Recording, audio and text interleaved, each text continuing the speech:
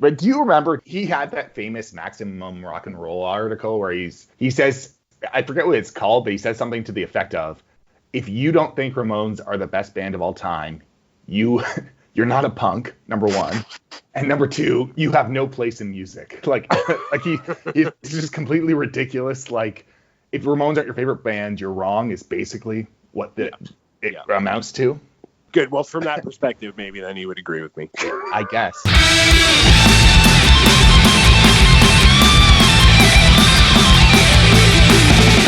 So at number 5, you have Kill the Musicians.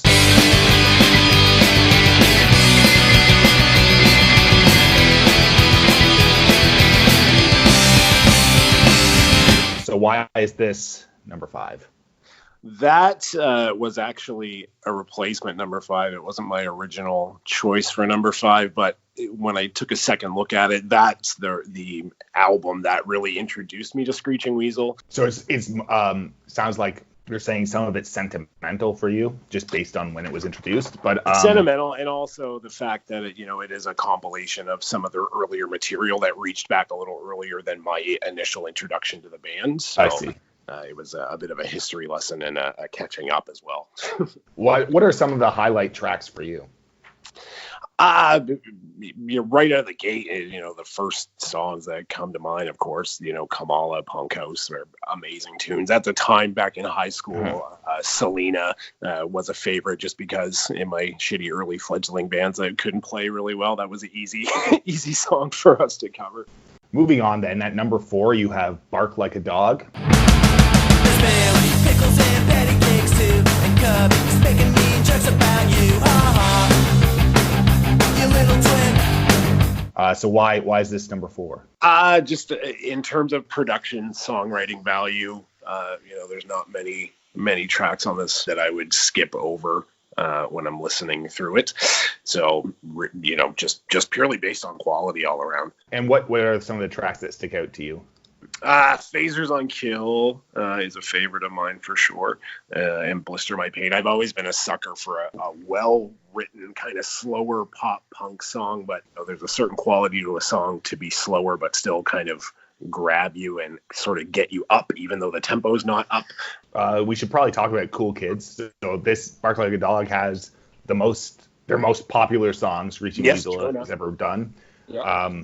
And as a consequence of that, this is the most popular album and the best-selling album they've ever done. What do you think of Cool Kids? It's an okay track. It's probably one that on most given days, if I was going to skip any songs on this record, it would be that one just because, I've heard it certainly plenty of times. And in terms of, cleverness and songwriting intricacy, etc., there's not a ton to it. I mean, it's got the cool keyboard stuff in it and whatever. And generally it's a fantastic song. But, I'm a sucker for those little things in songs that really make them special. And that one's pretty, just straightforward. So. Okay, moving on. Your third favorite Weasel album is Teen Punks in Heat. You gotta have love in your heart, and you gotta have pain in your life, and you gotta have vision to confuse with a peace of mind. This is the 2000 album, and it's like the last with Jughead on. So it's kind of like some people would say this is the last Weasel album. Jughead would probably agree. Yeah. So why is this number 3? Again, it's kind of hits at the pinnacle of their songwriting ability, production quality. This song, or this record in particular, has a lot of those songs that have those little catchy hooks that you don't see coming. Short, super impactful songs like Bottom of the Ninth. This is a song I never listened to just once, right? I'm going to skip that back and listen to it 2 or 3 times in a row. Yeah, I watched Jughead's YouTube channel a lot. I'm like the one guy who's like binge watching it, and he says he barely remembers this album. It's so maybe we should get into where do you stand on the Weasel Jughead divide? Like which side of the fence are you on? I have a pretty firmly planted flag in that when somebody is an artist and they produce art, I don't need to necessarily appreciate them as a human being to appreciate what they produce. I.e., Ben Weasel is not the most popular character in all of punk rock and has a bit of a reputation for being an asshole. Same with Fat Mike. Not my concern. They write great songs that sound nice in my ears. I guess that makes sense. So do you feel like, my take on Jughead is he was kind of like, he's been with the band forever, and so I have like some sympathies there. Mm-hmm. And it seemed like at the end of the band, he was less of the creative force in the band. Like he wasn't really writing songs anymore, but he was doing the important job of managing things and like keeping things organized. So it kind of the whole Jughead not being included thing kind of just feels like Weasel not respecting his employees or something. It does rub me the wrong way. I feel for the guy. He seems like the nicest person. Yeah. Yeah. I read his book, Weasels in a Box, and it sort of in a roundabout way touches on a lot of that stuff. And definitely I feel empathy for he was in that band for so long and such a creative, intricate part of it. Same with Dan Vapid not being in the band now. All right, moving on. So this is the craziest part of your list. Number 2, you have Beat is on the Brat.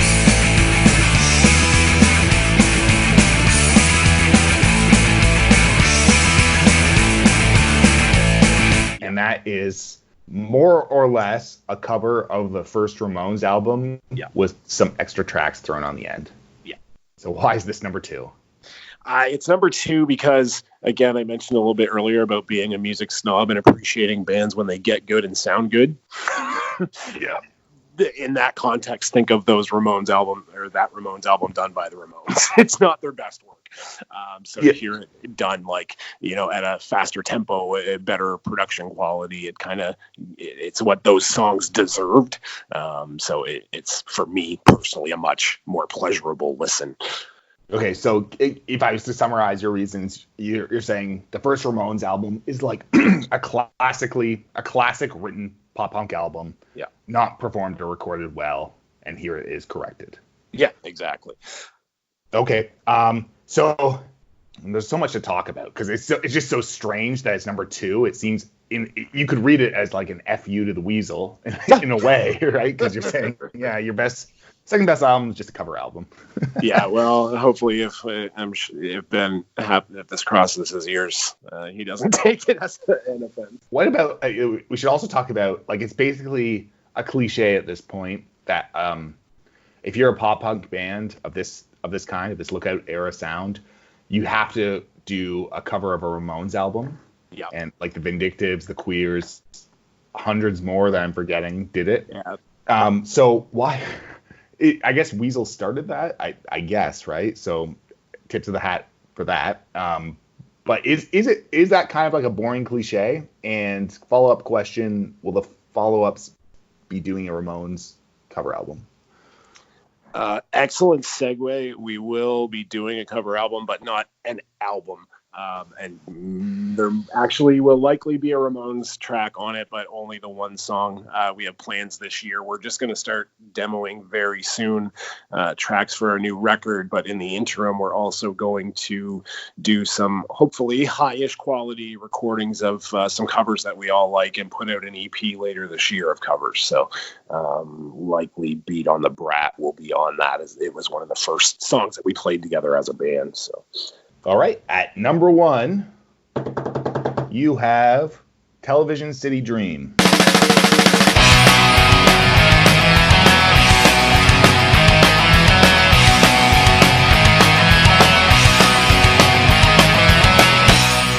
Why is it number 1? Again, combination of amazing songwriting quality, production is great. This record also contains my very favorite, hands down favorite Screeching Weasel song of all time, which is First Day of Winter. So this is a super weird choice for number 1. It's Television City Dream is not a popular Weasel record. Yeah. It's not a fan favorite. You look at their set list, they're probably not going to play a song from it. Mm-hmm. Why do you think that is? Because most people aren't super aware of what's really good. And I think the popularity of punk rock as a music in general, and certain bands that fly under the radar and never really get the appreciation that they do, people aren't always in tune. That might be a little arrogant too, in terms of getting back to Ben's quote about if the Ramones aren't your favorite band, you're wrong. Well, it's kind of like if Television City Dream isn't, in your opinion, the best Screeching Weasel album, you're wrong, in my humble opinion. It has a bunch of songs on it that are faster than usual. So there's that like cool trilogy, Plastic Bag, I Don't Give a Fuck, Only a Test, that kind of like 3 in a row that are super fast. And there's a bunch of other fast ones throughout the album, which seemed like unusual. That seemed like a thing that's different about this. Yeah, and I guess I've never thought about it from that perspective, but it may make sense why, it kind of resonated with me when I first was familiar with this album. I was kind of in university and maybe a little bit of a angrier and younger man than I am now. So songs like I Don't Give a Fuck were definitely favorites for me off the album. And so this album has No Damn Vapid, which is kind of interesting. I always thought of him as like the most talented person in this band, just in raw musicality. And I mean, he's on every Weasel album, but he's kind of around for most of the classic ones. So how do you think that affected it? It may kind of explain some of more of the unharnessed anger and speed of the album, as opposed to, some of the more traditionally in the pocket, pop punky kind of mid-tempo songs. So moving on, we'll kind of go over some of the albums you didn't choose, and we can talk about why that is. So I think the most obvious one is, why is My Brain Hurts not on this list?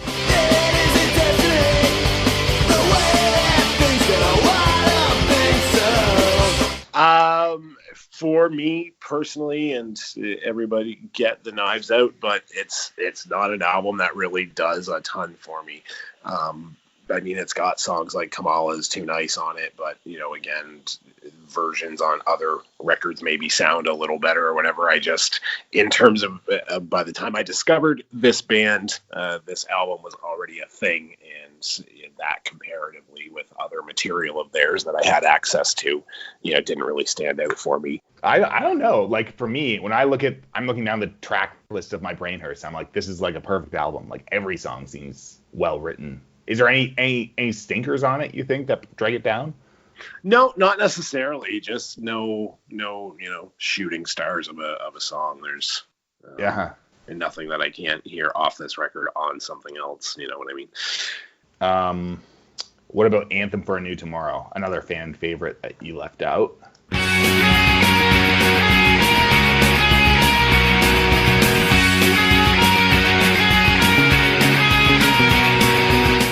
Yeah, for sure. And, in regards of Anthem for a New Tomorrow, the real standout track for me, and maybe because it's the one I'm most familiar with, because it's, has showed up in other areas. But, A New Tomorrow is certainly a great song. But again, these songs to me, they're faster, they're angrier. I'm, a super big sucker, like I mentioned earlier, for that, more mid-tempo, sappier kind of softer side of the pop punk stuff sometimes. So cool. And what about Boogada Boogada Boogada?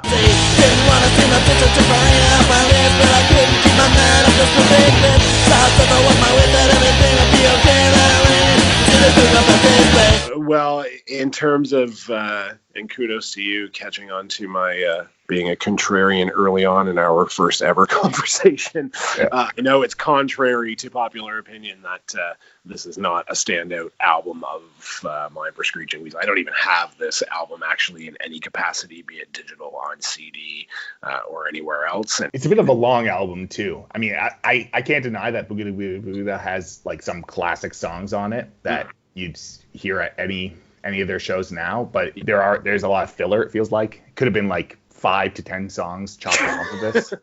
Yeah, a lot of songs on there. Yeah. One thing I wanted to ask you is what do you think is special about Screeching Weasel? Ben and or Danny, for songs that he's responsible for, and or Jughead, they've got that thing with songwriting, and I don't know that I could put it into words, but the bands that it really grabbed me, and that I become, there's 1,000 bands that have tried to do the quote unquote Ramones core thing. And there's a handful of them that stand out, and they're the ones that can take that basic recipe, but throw that extra little sprinkle of seasoning or whatever it is on it that, is that pause when you don't expect it, or that thing that happens once in the first verse, but twice in the second verse and catches you off guard. It's those little things that really make a song quality. So do you think they always kind of struck me as the simplicity of their writing was really beautiful to me, and also how they just, like, Ben's not the most talented singer, and he's definitely not even a good guitar player, but somehow, with this band of misfits who can't really play that well, they made something beautiful, and that was always really inspiring for me. Do you resonate with that at all? Yeah, 100%. I've always considered myself a very limited or lack of talented musician, complete hack as a musician. I'm not sure how I even pull it off. It just kind of happens. So yeah, I can definitely relate to that. Same with the Ramones. I remember early on in high school first discovering punk and being very young and very arrogant, and having arguments where the Ramones aren't that great, they kind of suck and their songs are so simple and blah blah blah.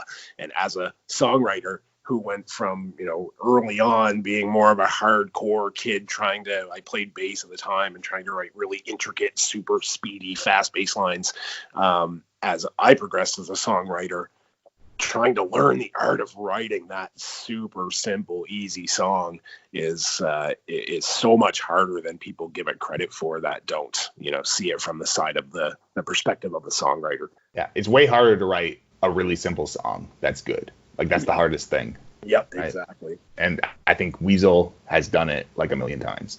Yep. You're all alone. It's getting dark. Check out the sky over here in the woods with a machete through his heart.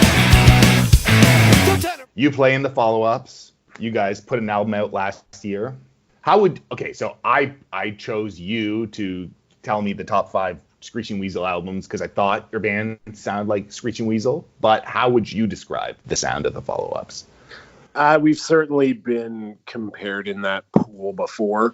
It's something that is certainly a high honor for me to even be mentioned anywhere near in the same breath as a band like Screeching Weasel that's so important to this genre of music. I can certainly see comparisons in some of the material. So, if you were to do a full album Ramones cover, which album would it be? Were I to choose one, probably it would be Rocket to Russia. And why is that? For same reason as a lot of my Weasel choices, it's kind of the first standout Ramones album for me, that the production quality is there. Their playing has gotten better. I don't know if that's because it's Marky on the drums for that, his first appearance for that record, but it's the first, quality all-around Ramones record. The songs from the first one's definitely amazing, but this is the one where it kind of all really came together. Yeah. I wanted to ask you about the general health of this type of pop punk today in 2020. What are some of the bands that are doing a good job to kind of like keep the sound going?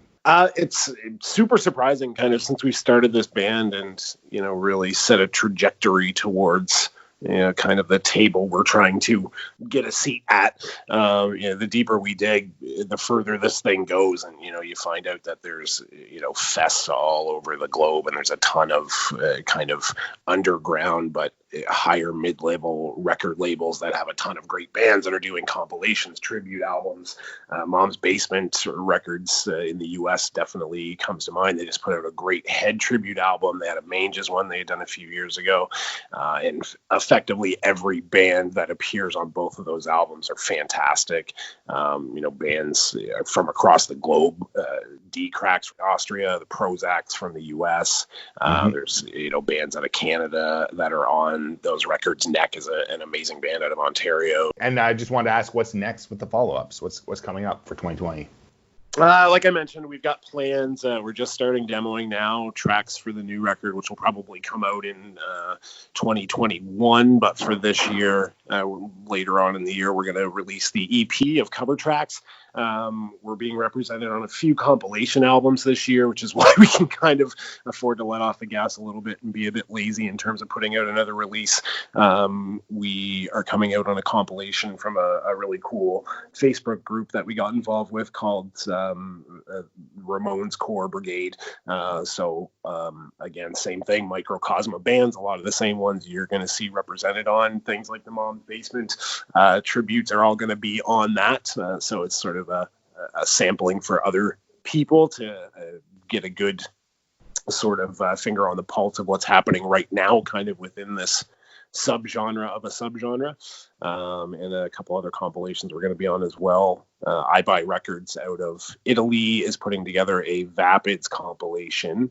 They're a band from Western Canada, which are pretty well known in the pop punk circles. So we're going to submit a track for that and a couple other things as well. So we'll have some releases throughout the year, some new stuff, and like I said, with plans on another full length release for somewhere 2021. All right. Well, thanks so much for doing this, Mike. Oh, thank you. I don't know how I forgot to mention this, because it's the biggest honor of my life that we are lucky enough to be on a compilation record with some of my all-time favorite bands, i.e. the Queers, Dwarves, and a bunch of other super big names that we shouldn't be on the same record with. So that will be coming out from Pro Rock Records. You can pre-order it now, both on vinyl and CD, I believe, and all proceeds are being donated to no-kill shelters. So we're all big animal fans as a band. In my alter ego, I'm actually a veterinary professional, so animal care is always something that's high on my radar. So to be able to do something that combines my two passions is fantastic. So awesome. All right. Thanks, Mike. Hey, thank you so much. Enjoy the rest of your day.